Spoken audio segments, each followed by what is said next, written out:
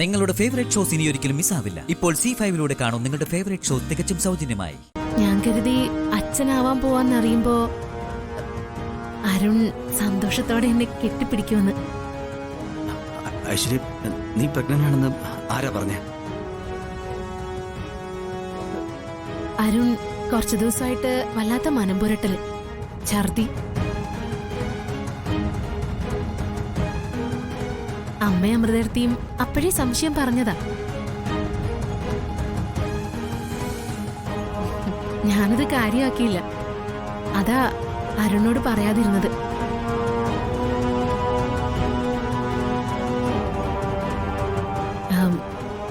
പിന്നെ സംശയം തീർക്കാലോ എന്ന് കരുതി ഹോസ്പിറ്റലിൽ പോയി ടെസ്റ്റ് നടത്തി. അപ്പോഴാ ഈ സന്തോഷ വാർത്ത അറിയുന്നേ. സ്കാനിംഗ് റിപ്പോർട്ട് കണ്ടിട്ട് അമ്മയ്ക്കും അമൃതേടത്തിക്കും എല്ലാവർക്കും സന്തോഷായി. അതിന്റെ മധുരവിതരണവും സന്തോഷമാ അരുൺ വന്നപ്പോ കണ്ടത്. അരുണിനോട് ഇക്കാര്യം ഞാൻ തന്നെ നേരിട്ട് പറഞ്ഞോളാന്ന് പറഞ്ഞിട്ടാ അപ്പോ അവരാരൊന്നും പറയാതിരുന്നേ.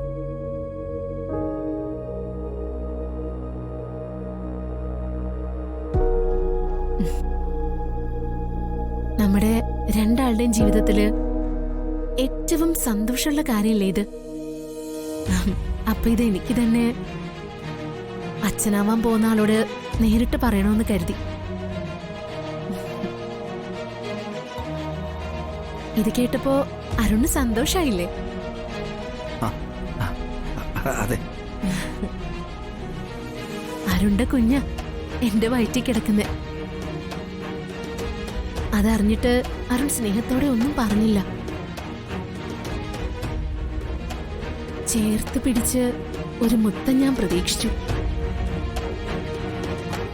ശരി, ഞാൻ വരാം.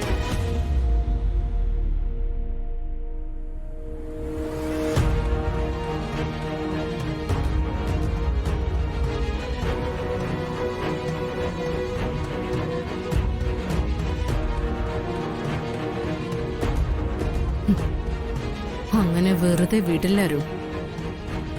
ഈ ഇല്ലാ ഗർഭം വെച്ച് ഞാൻ നിന്നെ വട്ടം കറക്കും.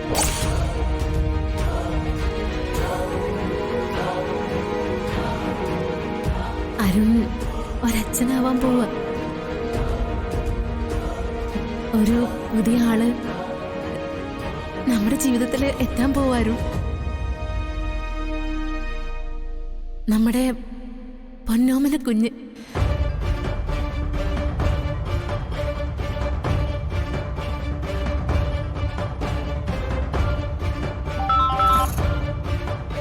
അരുൺ പറയൂ. സോറി സാർ, രാത്രി ബുദ്ധിമുട്ടിക്കേണ്ടി വന്നേ. സാരമില്ല, ഇത് ഞങ്ങളുടെ ജോലിയുടെ ഭാഗമല്ലേ. പറയൂ. അത് ഒരു പ്രോബ്ലം ഉണ്ട് സാർ. എന്താ, ഡിവോഴ്സ് നോട്ടീസ് കൊടുത്തപ്പോ ഐശ്വര്യ എന്തെങ്കിലും പ്രശ്നം ഉണ്ടാക്കിയോ? അല്ല സാർ, ഞാൻ ഡിവോഴ്സ് നോട്ടീസ് ഐശ്വര്യക്ക് കൊടുക്കാനിരുന്നതാ. അപ്പോഴാണ് അറിയുന്നത് ഐശ്വര്യ പ്രഗ്നന്റ് ആണെന്ന്. അതെയോ? ടെസ്റ്റ് റിപ്പോർട്ടെല്ലാം ഉണ്ട്, പ്രഗ്നന്റാ. ഇനിയിപ്പോ എന്താ ചെയ്യേണ്ടതെന്ന് എനിക്കറിയില്ല. അയ്യോ അരുൺ, അത് പ്രശ്നമാണല്ലോ. പ്രത്യേകിച്ച് ഭാര്യ പ്രഗ്നന്റായ ഈ അവസ്ഥയിൽ ഡിവോഴ്സ് കിട്ടാൻ വലിയ പ്രയാസമാണ്. ഡൗൺലോഡ് ചെയ്യൂ C5 ആപ്പ്. കാണൂ എല്ലാ എപ്പിസോഡുകളും സൗജന്യമായി.